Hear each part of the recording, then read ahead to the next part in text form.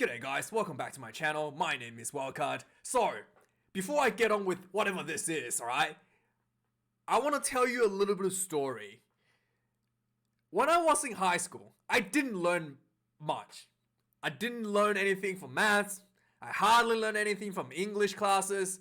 You watch my channels, you know I fail English on a daily basis. So, there was one lesson that I still remember till today. The only lesson that I still remember till today happened like this, okay? This is what happened in that lesson. Basically, we had like a substitute teacher, and he was supposed to teach us, I don't know, like history or something, and he obviously didn't know what was going on. So he just goes, alright guys, look, I'm gonna teach you something today that you're gonna need for the rest of your life.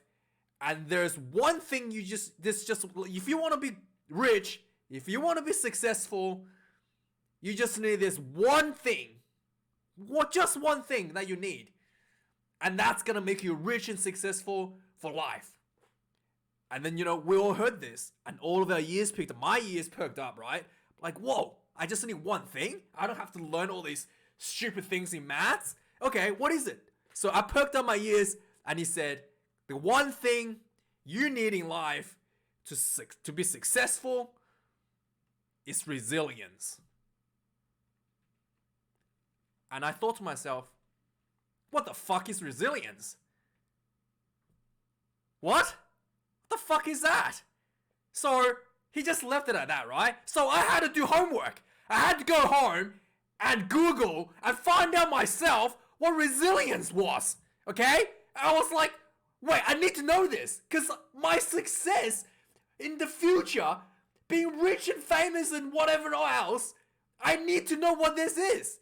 This is so important to me, okay? My entire success in the future hinges on this. I need to know what it is. So I went home, I Googled it, and this match, what the Wallabies did in this match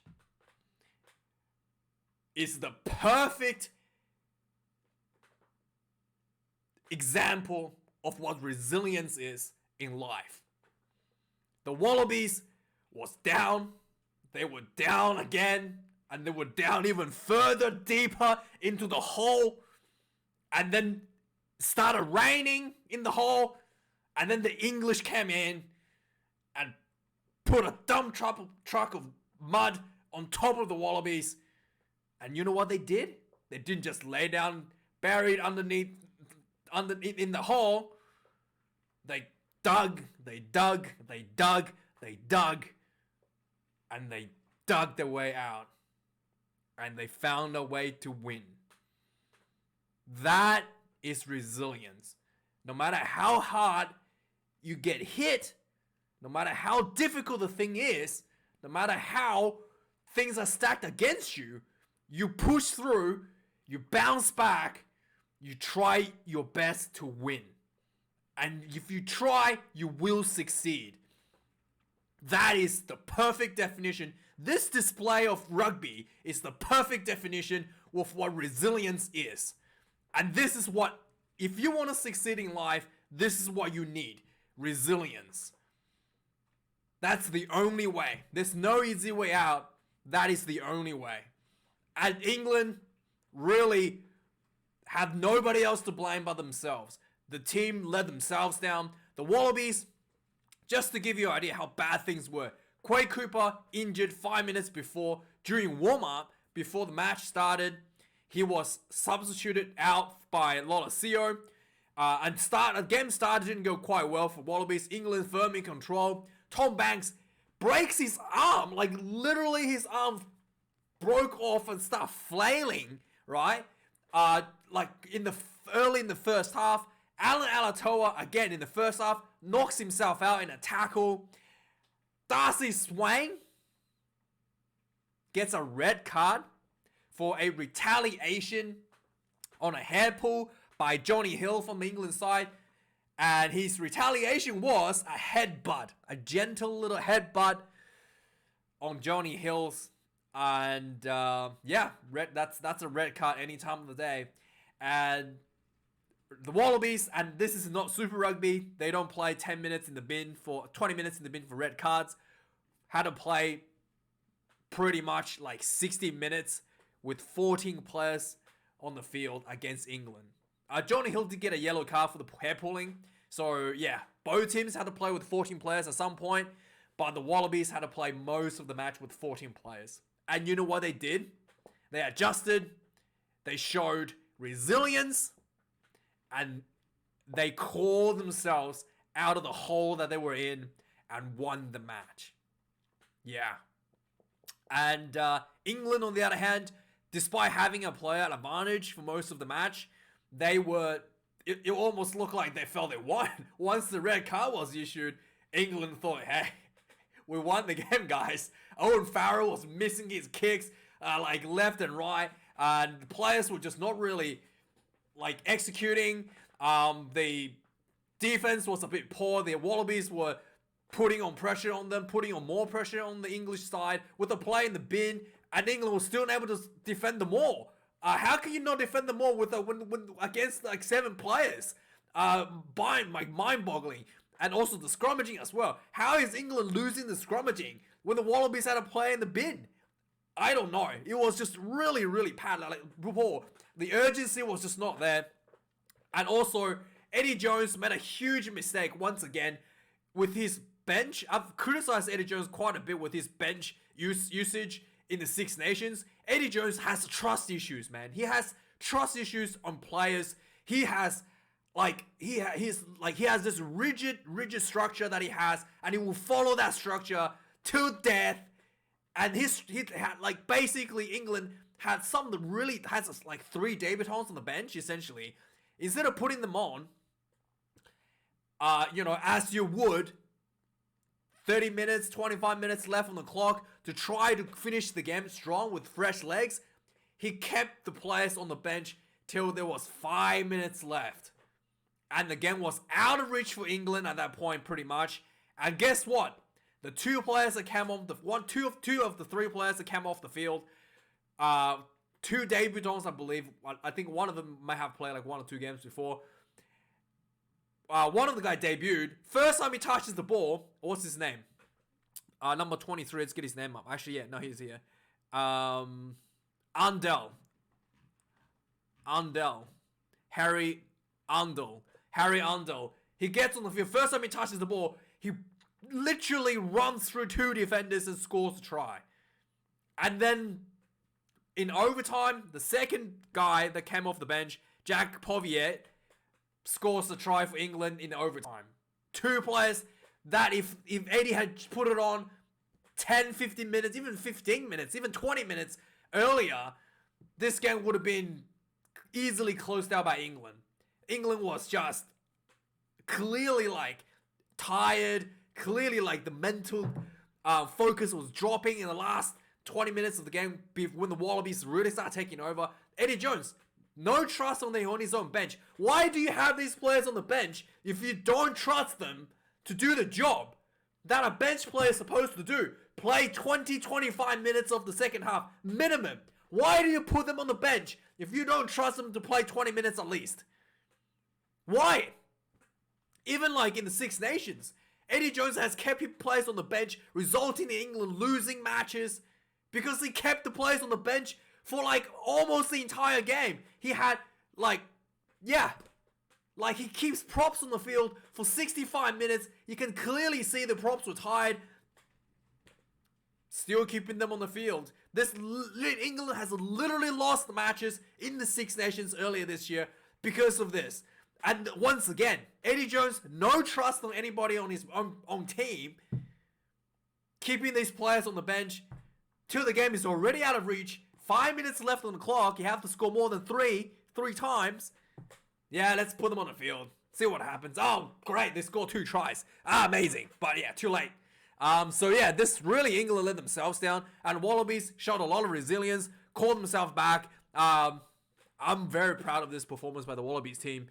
And the England, once again, was firmly in control in most of the match.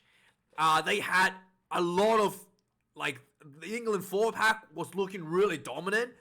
especially early on in the game. It's at the breakdowns, Maori Toje doing really good, really hard hitting from the England side, and literally as the red card is issued, all of that energy, all of that like urgency is just, you can see every minute goes by, England just feel like they're winning. They've already won the game, and they're just dropping, and then eventually they start losing the game. They went from, yeah, it was just bizarre. It's yeah. So yeah, and you can tell by this, it's just player being lazy. Farrell missed like what, 2 out of his 5 kicks. If he had actually landed one of those 2 kicks that he missed, England would be at least the draw, potentially be winning. Right? He missed the penalty as well, so he could have been winning if he didn't miss that. Like the penalty, I think he missed 3. No, he missed a penalty and 2 conversions actually. Anyway, so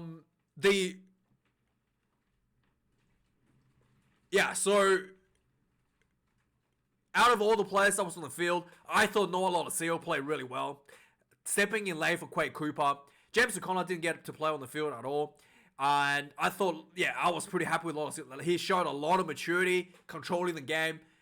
There was no panicking under the pressure. 14 players on the field. I was really happy with Lolosio's performance. Samuel Karevi wasn't really utilized that much without Quade. I feel like the combination was missing a bit. So Samuel Karevi didn't really get that dominance over the game line in the 12th channel. Maybe England did target him a little bit, so he wasn't really able to show too much of that. In terms of the kicking game, both teams were pretty good. I thought with the kicking game, England maybe kicked a bit more than Australia, and probably unnecessarily a little bit more than Australia. But I thought the kicking game was pretty even for both teams, like pretty evenly matched for both teams. And overall, the forward pack, the set piece execution was much better for the Wallabies. Despite having one player in the bin, winning the lineouts, getting 2 more tries. Yeah, I don't know how you can get 2 more tries with a forward missing and with a lock missing, in fact, and then also the scrummaging was better. It almost looked like the England just neglected on set piece on the forward pack during their training. That's basically what it looked like to me. Like, how could you be losing in every aspect of the set piece when you are against one player advantage? So that was really like bizarre to me. Or it's almost like Eddie Jones don't have a forward coach or something. It was really bizarre. And finally, in the end, it did look like England was like eventually, basically, England had a 1 player advantage, and England just like slowly trying to like chip away the clock, and then eventually England gets a 2nd yellow card advantage. And as soon as England lost that 1 player advantage, it was literally like watching 15 player play against 14. It was almost like the Wallabies didn't lose anyone, and England was having like basically defensive gaps everywhere all around the field, and Wallabies were just rummaging through for putting themselves through for the win. England did get 2 late tries with the bench off the bizarre stuff. I already talked about it. Anyway, so let's have a look at some of the stats for the game. The stats overall, England still have more run meters. So it tells you England was firmly in control of the game. And there was 2 tries in the last 5 minutes of the game. So, yeah. How did England not win this? I don't know. So England 391 run meters, the Wallabies 283. The halftime, England was leading run meters 187 to Wallabies 139. England has more carries as well. Turnovers conceded. The full-time turnovers conceded was 9 conceded by England, 11 conceded by Australia. At halftime, Australia conceded 6, England conceded 5. Not too much of a difference there. Tackle count, England 128 tackles, 15 missed tackles. Wallabies 140 tackles, 22 missed tackles.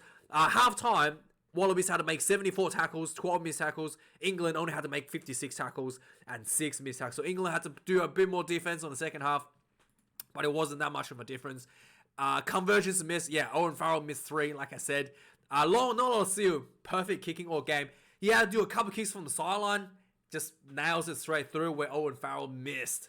Yeah, one of the penalties was actually rather easy one, I thought, for Owen Farrell, and he missed. So like a tiny bit of an angle, and he missed that one. So that was really uncharacteristic. If that had gone through, England could have won this game, but won.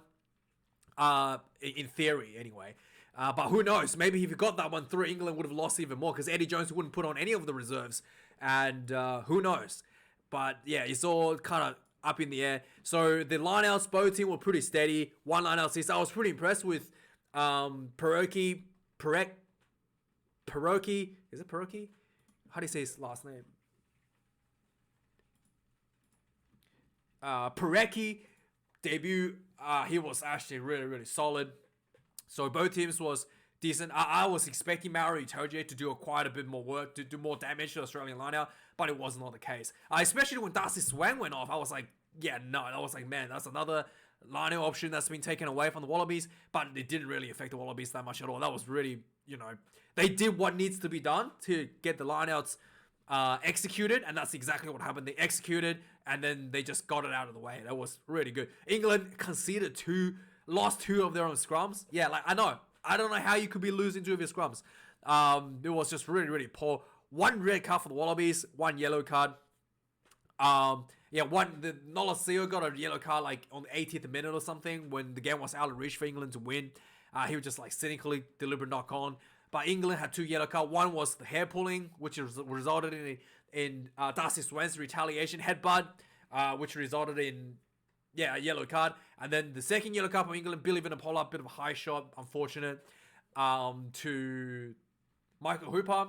He gets a yellow, and then suddenly England's like, oh my god, we lost that 1 player advantage. That was the end. It was over for England once they went down back. It was 14 against 14. It was over. It was just game over for England. It was horrendous. I don't know what's going on with this team here, to be honest. Sucks being an English fan, I guess. So let's go through some of the key moments in the game. Right away, Quaid was out. I did notice that the Wallabies jerseys don't have that Aboriginal number anymore, like the R-style number, which is like weird. I thought that looked really good. By the way, both teams' jerseys look really ugly. Okay, I don't know what's going on, who designed this, but very ugly jerseys out there. I don't know who designed this garbage, but I'm definitely not gonna buy either of the jerseys. They look pretty bad. Even if someone giving them for me for free, I probably wouldn't wear it on my recordings because they look really, really, really bad. Anyway, there was a bit of an early penalty for England. 6 minutes into the game, it shows England's mentality. Wanted to kind of just keep the scoreboard ticking. I felt like maybe England should have. This is one of the problems I felt like England's having. They're not very adventurous when they do have they're not very adventurous with their attacks. So they get an early penalty. Farrell takes a 3. 6 minutes into the game, England up 3-0, and then there was a really funny moment. Bit later, there was a Wallabies lineout, and Maori Itoje was screaming, like absolutely going crazy. Like you can hear it. It was so loud. You can hear it through the referee's mic, like on TV. You can hear it loud and clear on TV. We were just screaming, and the referee had to have a chat with him, telling him, "Hey, mate, you can't scream like that. That's bad sportsmanship. Please keep it down." And he stopped. But that was so loud. You can hear it like loud and clear on TV. Maybe the producers told the referee to tell him to shut up, because it was like, if he had done that like every line out for the entire game, it would have been a nightmare. Like honestly, it was so loud. He got told about a referee. So 20 minutes into the game, another penalty.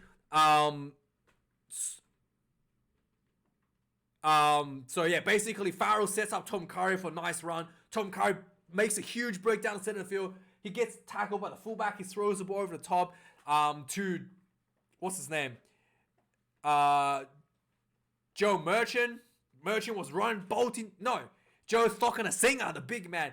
The one who destroyed the Australian defense in 2019. He bolts down silent. I thought for sure he was going to run through. Corin Betty sweeps across.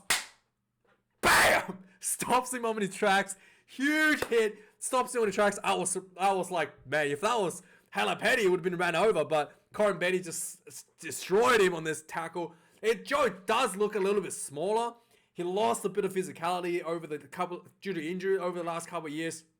He does not look as big as he was in 2019, so he gets stopped. And yeah, this was a huge hit. But the England did have a penalty. Did have a penalty advantage, so Owen Farrell kicks his penalty for 3 points. And a minute later, after this penalty from the kickoff, there was a bit of a kicking duel going on. A high ball, Tom Banks jumps up, try to knock the ball back.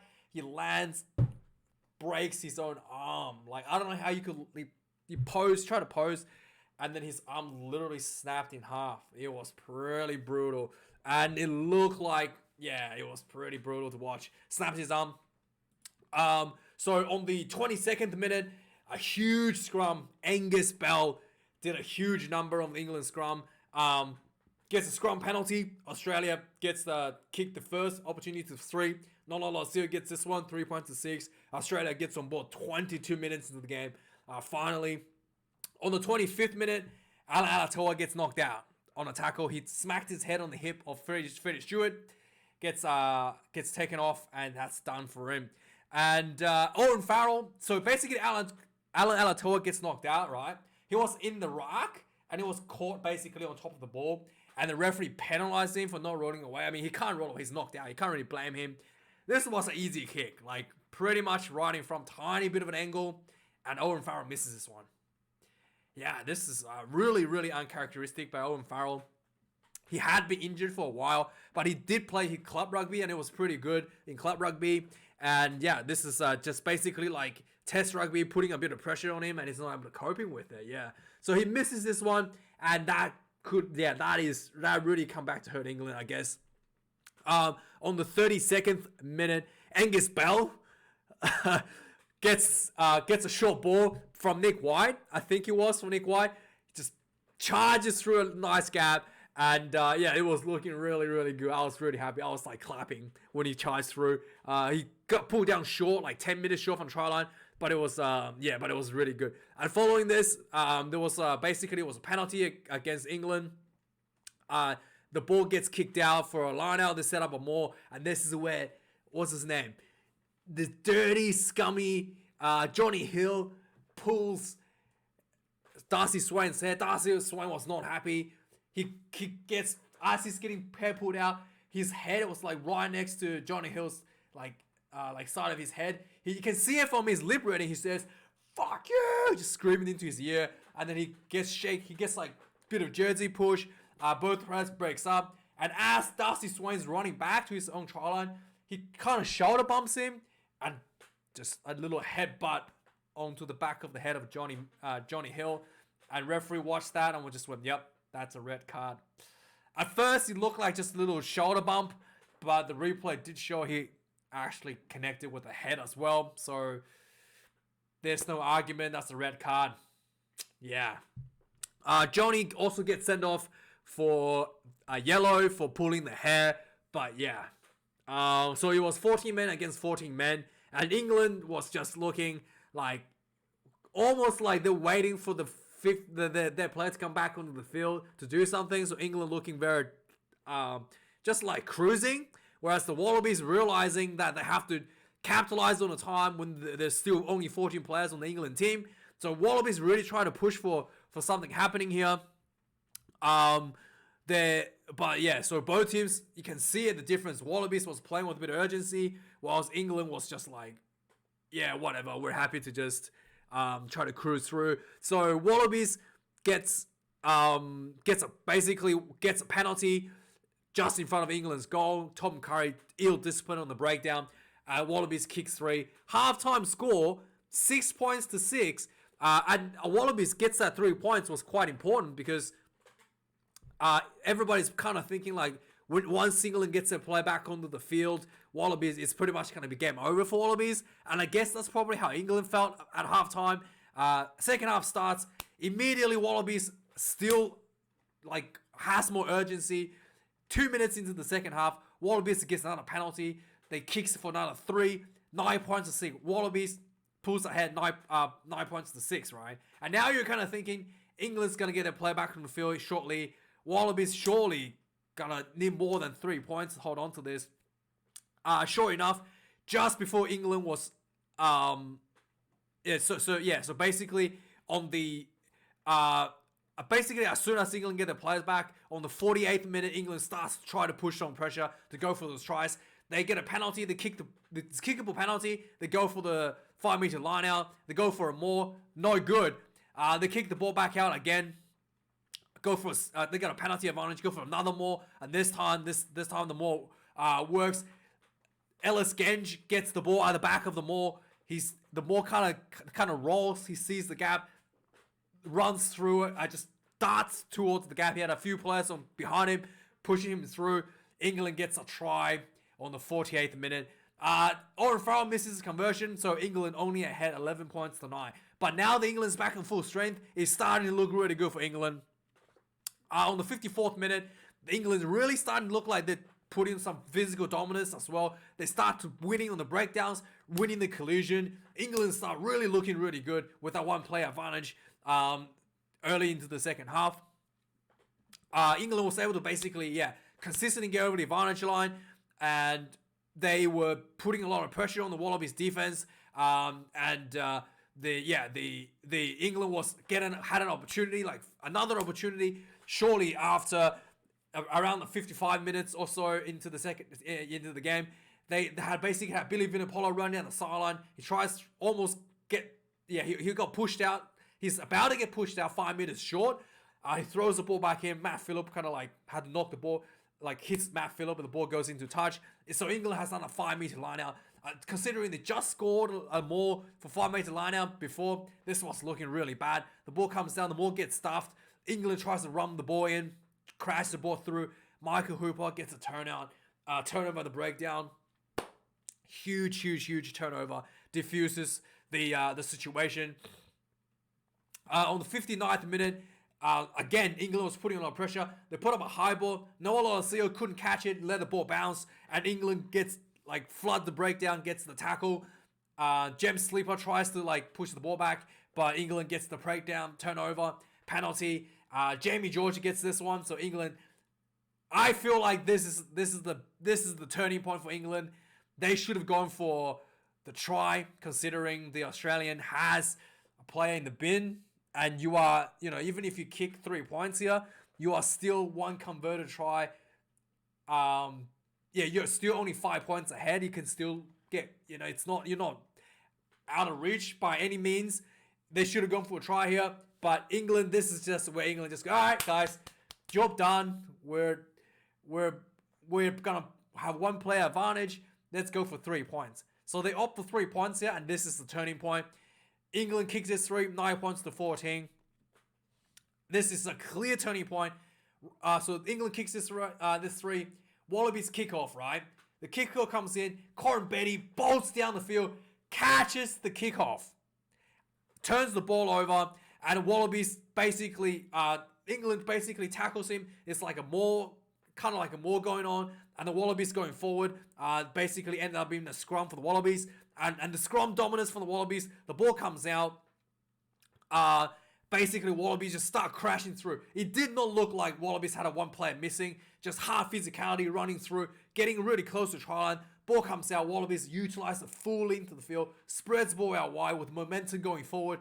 Jordan Mateo gets the ball. He just basically crashes into the defensive line. He gets tackled like a meter short, and he flips himself around, with his back turned against the try line. He flips himself over towards the try line, over the line try. Suddenly Wallaby, and then Noah kicks this one from the sideline. Suddenly the Wallabies 16 points to 14, despite having a player in the bin. This is you can tell the mentality difference here starting to show for both teams. On the 67th minute,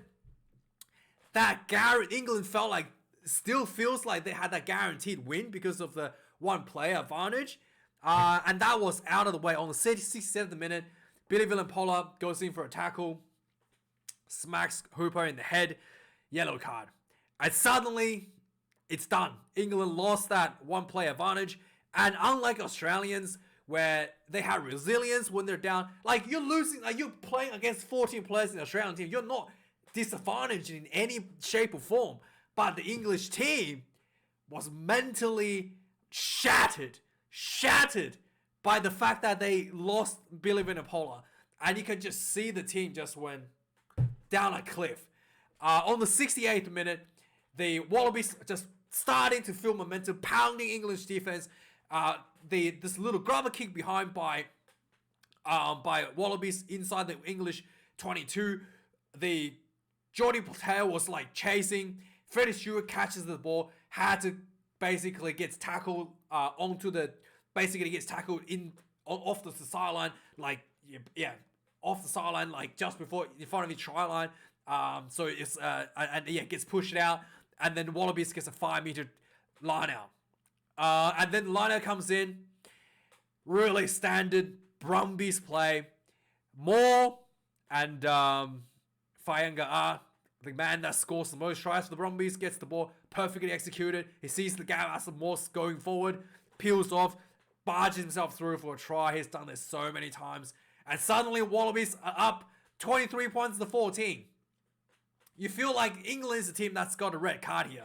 And yeah, there's 14 against 14 players. No team has an advantage, but England is just completely falling apart mentally and physically. And yeah, on the 71st minute, the England started getting beaten in the breakdown pretty badly. 74th minute, England scrum starts falling apart. Australia basically scores a scrum penalty from England feed. Yeah, like this was just bizarre. Like the scrum was really bizarre as well. So England had a player missing, right? Instead of putting a number 8 at a flanker position like the Wallabies are doing, so the scrum's balanced on both sides, England had the England still had someone at the number 8 position. So they left like the open, I think it was the open side flanker position, like maybe the blind side flanker position. It was blind side actually. The blind side flanker position like wide open. So the first scrum comes in. The scrum wheels because obviously the blind side position is missing someone and there's weight missing behind the prop.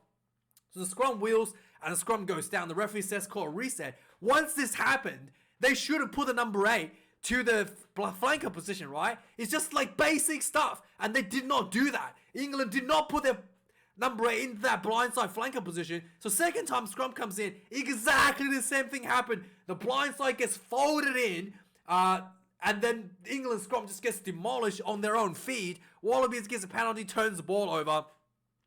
And it's just easy as that. Wallabies kicks the ball out again for another line out. And and then basically the Wallabies are just partying on pressure. Lolosio makes a nice little break, feeds the ball through, and just getting over the advantage line, hit left and right for the Wallabies side. Samu Karevi had a pretty nice little running as well, hard running. Like, Karevi has been pretty quiet for most of the game, and this is now starting to getting more and more like physical, getting over the line. And then eventually the ball comes out, goes to Samu, Pete Samu. He gets the ball, a nice little parallel step, goes straight through in 2 England defenders, I think it was. He gets tackled just short of try line. He still plants the ball down. He looked like he got hurt, like maybe an England player landed on his head, but he was okay. He goes in for the try, 76th minute, and suddenly a lot of Seal converts this. The scoreboard is 30 points to 14 with 2.5 minutes left on the clock, and the Wallaby 3 minutes left on the clock, basically 3 minutes left on the clock. Actually 2.5, about 2 minutes left on the clock after the conversion was kicked. So yeah, at this point England's out of reach. They have 2 minutes to score more than 2 converted tries, and this is when Eddie Jones brought on the reserves. They had 2 minutes to work with, and if you include the extra time that was given, they combined play about 5 minutes, and the reserves scored 2 tries. So if Eddie Jones had given these reserves like 10, 15 minutes, who knows? Maybe they wouldn't even consider this try here by Pete Samu. It was bizarre. And then again, at this point, England's finally back to full side again. And basically on the 78th minute, as soon as the reserve came on, Undell, first time he touches the ball, he basically gets the ball on the wing. He runs in. He looked like 2 players were on him. He looked like he was going to get wrapped up. 2 players on him. He just bumped straight through. 2 players, and runs down the sideline, puts the ball down. First time he touches the ball, he breaks 2 players in a tackle, and then goes in for the try.